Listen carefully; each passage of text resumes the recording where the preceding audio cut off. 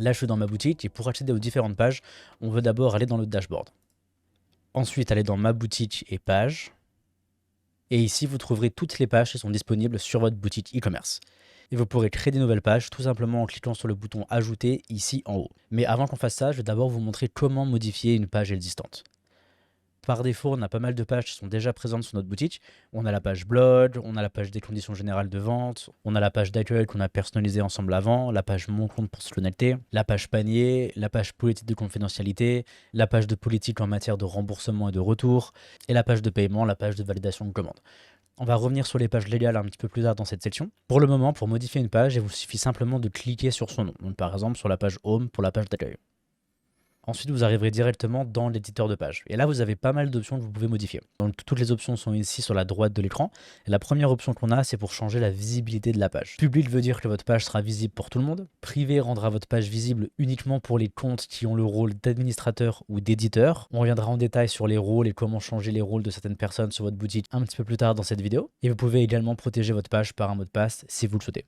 Donc si vous voulez que votre page soit accessible par tout le monde, comme par exemple votre page d'accueil, c'est important que tout le monde puisse la trouver, assurez-vous bien de laisser la visibilité sur public. Par défaut, la visibilité est sur public, donc si vous ne changez rien, toutes vos pages seront accessibles par tous vos visiteurs. Et donc c'est exactement ce qu'on veut pour cette page-là. Donc ok, très bien. Ensuite, vous pouvez changer la date de publication si vous le souhaitez. Puis vous pouvez changer l'URL de votre page. Donc l'URL, c'est le lien d'accès pour accéder directement à cette page-là. Ensuite, vous pouvez changer l'auteur qui a créé cette page-là. Vous pouvez mettre votre page à la corbeille. Ensuite, vous pouvez accéder aux différentes révisions. Les révisions, en fait, c'est les dernières versions de votre page et à chaque fois, on en garde 5. Donc, en utilisant les révisions, vous pouvez revenir en arrière à d'anciennes versions de vos pages. Ensuite, vous avez l'image mise en avant. Donc ça, c'est pas obligatoire d'ajouter une image ici. Ça dépend en fait de ce que vous voulez faire. Mais cette image est utilisée à plusieurs endroits, comme par exemple quand vous partagez votre page sur les réseaux sociaux, il y a toujours un aperçu de votre page avec une image. C'est l'image mise en avant qui est utilisée. Ou également, si vous mettez en place la fonction de recherche sur votre boutique, dans les résultats de recherche, les pages seront affichées avec une image et l'image qui est utilisée, c'est l'image mise en avant. Donc, c'est pas obligatoire, mais si vous vous rendez compte à certains endroits que vos pages sont affichées avec une image et que vous voulez changer cette image-là, vous pouvez le faire ici avec l'image mise en avant. Ensuite, on a l'extrait. Et de la même façon que l'image mise en avant, quand vous allez partager vos pages sur les réseaux sociaux ou que vos pages apparaîtront dans les résultats de recherche, il y aura un petit texte qui sera affiché, un petit extrait de votre page. Donc si vous laissez l'extrait vide, le texte d'aperçu en fait sera généré automatiquement à partir des premiers textes présents sur votre page. Et si vous voulez définir exactement l'extrait, vous pouvez le faire directement ici. Ensuite, on a les commentaires. Donc ici, vous pouvez autoriser ou non les commentaires sur votre page. Donc généralement, on n'autorise pas les commentaires sur les pages, mais on va les autoriser sur les articles de blog, si vous souhaitez faire un blog, bien sûr. Et je vous montrerai tout ça dans une section dédiée un peu plus tard dans cette vidéo aussi. Ensuite, on a les attributs de la page. Ici, vous pouvez définir une page par an. Donc, c'est-à-dire, est-ce que vous souhaitez créer une arborescence sur votre boutique? Est-ce que vous voulez mettre des pages au-dessus d'autres? Mais à part si vous avez une stratégie particulière et que vous voulez créer cette arborescence, généralement, on peut laisser la page par an vide comme ça et c'est très bien. Et ensuite, pour les derniers paramètres sur paramétrage de la page Divi, vous pouvez laisser ça comme ça. C'est des paramètres un peu plus avancés en termes de design qui ne sont pas nécessaires à la création de votre boutique. Donc je vais les laisser de côté et vous trouverez toutes les informations sur notre site de documentation. Donc voilà pour les options sur la droite de votre page. Ensuite, tout en haut, vous avez aussi plus d'options, mais c'est pareil, on n'a pas vraiment besoin pour créer notre boutique, donc vous pouvez très bien les ignorer. Ce qui va être important, c'est le bouton pour mettre à jour. N'oubliez pas de bien sauvegarder tous vos changements à chaque fois que vous faites quelque chose. Et également le bouton pour basculer en brouillon. Le bouton prévisualiser vous permettra de voir votre page comme un visiteur. Donc ça c'est pratique. Et le bouton basculer en brouillon vous permettra de basculer votre page en brouillon. Et quand une page est en brouillon, elle n'est plus du tout accessible par aucun visiteur. C'est uniquement vous qui pouvez accéder à vos pages en brouillon. Et ensuite pour modifier le contenu ainsi que le design de votre page, il vous suffit de cliquer sur le gros bouton modifier avec le Divi Builder au milieu. Et donc là vous arrivez dans le Visual Builder, là on est sur ma page Home. Et donc on est au même endroit que quand on a fait le design de cette page. Et donc vous pouvez faire toutes les modifications que vous souhaitez à votre page directement ici. Maintenant je vais vous montrer comment ça se passe pour créer une nouvelle page. Donc pour ça, on va retourner dans le dashboard. Ensuite, ma boutique, page, et on va cliquer sur ajouter. Donc là, on se retrouve dans les paramètres de la page. Et la première chose à faire est d'ajouter un titre à notre page. Donc par exemple, on va créer notre page à propos. Ensuite, pour nous, on va laisser tous les paramètres comme ça par défaut, c'est très bien. Et pour créer le contenu et le design, on va cliquer sur utiliser Divi Builder. Ce qui nous amène directement dans le Visual Builder pour cette page-là.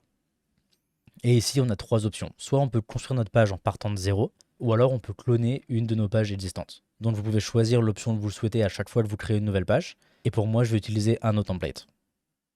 Ensuite, on arrive dans notre bibliothèque avec tous les templates. Et là, pour créer notre page à propos, on a deux options. La première est d'utiliser la page à propos de notre thème. Et la deuxième option est d'utiliser n'importe quel template de n'importe quel thème. Et ensuite de le modifier pour faire exactement ce qu'on veut. Donc là, c'est vous qui décidez en fonction de ce que vous voulez faire. Moi, de mon côté, je vais aller à la simplicité et je vais simplement prendre la page à propos de mon thème. Donc mon thème, c'était Theater. Et si j'accède au thème, ici, on a la page à propos.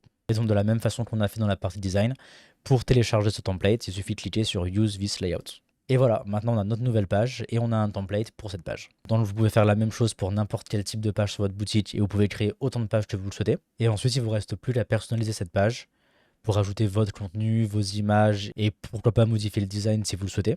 Et vous pouvez faire ça exactement de la même façon que ce qu'on a fait avant dans la partie design.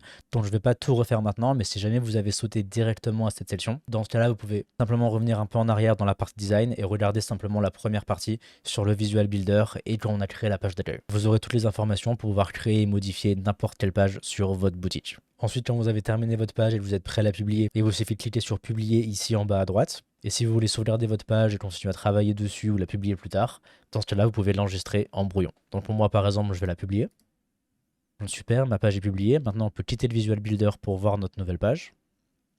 Et voilà, on a notre nouvelle page à propos. Et vous pouvez refaire exactement la même chose pour créer autant de pages que vous souhaitez sur votre boutique. Je vais vous montrer dans la section suivante comment ajouter votre page dans votre menu, ici, dans votre header, et également dans votre footer, ici, en bas de votre page. Mais juste avant ça, parlons des pages légales. Donc pour ça, on va retourner dans le dashboard. Ensuite, ma boutique et page. Et ici, vous allez trouver des templates pour 3 pages légales qui sont très importantes pour votre boutique e-commerce. Donc c'est les conditions générales de vente et d'utilisation, les politiques de confidentialité et la politique en matière de remboursement et de retour. C'est 3 pages que vous devez absolument avoir sur votre boutique. Et donc pour ces pages-là, on vous a fourni des templates que vous pouvez utiliser directement. Et donc pour les utiliser, il vous suffit simplement de les personnaliser pour ajouter vos informations à vous. Et si vous avez besoin de pages légales plus poussées ou plus adaptées à votre activité, dans ce cas-là, vous pouvez vous tourner vers un avocat qui vous fera des pages personnalisées rien que pour vous. Et si vous souhaitez utiliser nos pages par défaut, dans ce cas-là, vous devez simplement faire quelques modifications. Pour ça, vous pouvez mettre votre souris sur la page en question, par exemple conditions générales de vente et d'utilisation, et ensuite cliquer sur éditer avec Divi. Vous arriverez dans le Visual Builder pour la page en question, et là vous allez voir les choses à modifier directement en rouge en gras.